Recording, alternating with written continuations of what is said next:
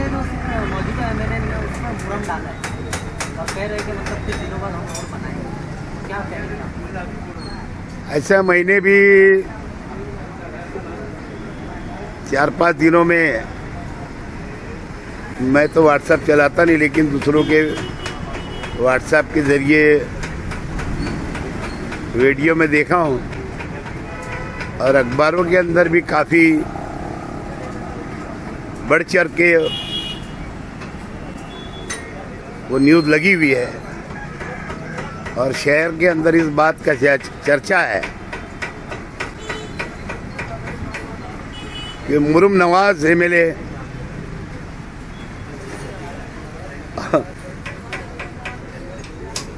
अजीब बात है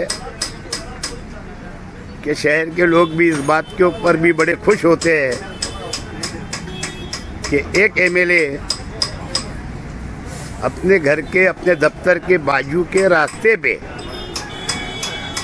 खड़े रह के खुशी खुशी मुरुम डालता है और उसके मानने वाले लोगों को ऐसा लगता है कि एमएलए साहब ने बहुत बड़ा काम किया है। मुफ्ती आमिर साहब को यह उन्होंने एक पोस्ट डाली थी, हालांकि उन्होंने अपनी पोस्ट में ये बात पहले ही लिख दिया कि अगर कोई इसके ऊपर सियासी बात करे तो उससे मेरा कोई संबंध नहीं। असल में वो नेक इंसान हो गए, लेकिन बड़ी ताज्जुब की बात है कि एक एमएलए को हज को जाने से पहले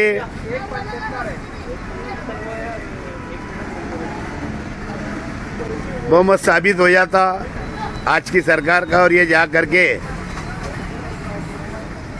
सिर्फ मुलाकात करते हैं। वो मुलाकात कैसी थी?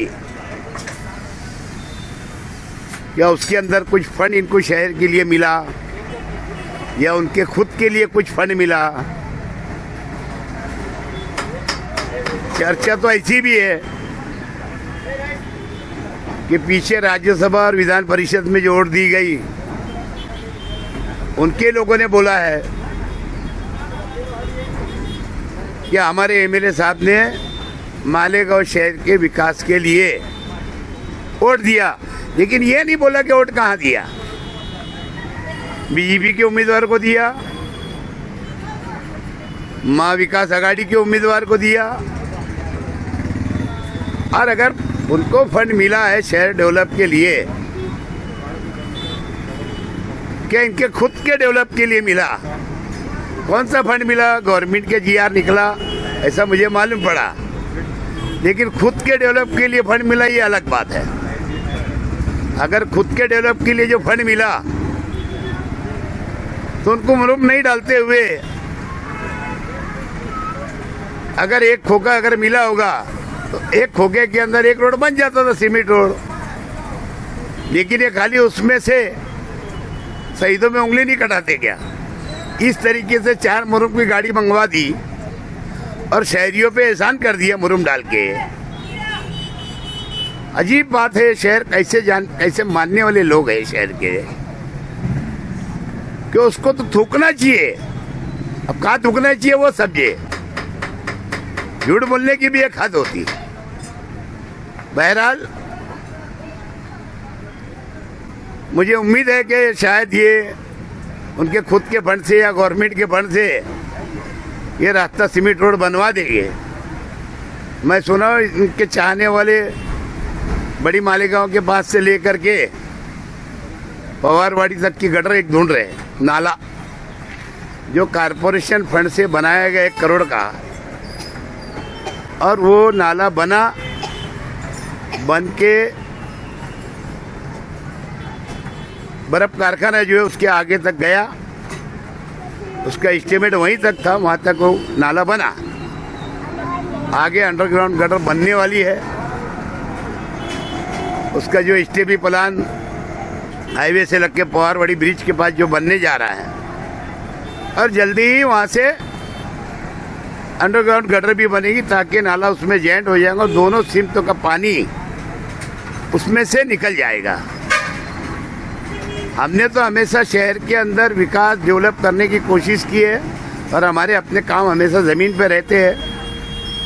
हम उल्टा मुरुम डालकर और लोगों की तकलीफ नहीं बढ़ाते। अब मुरुम कहाँ आता है?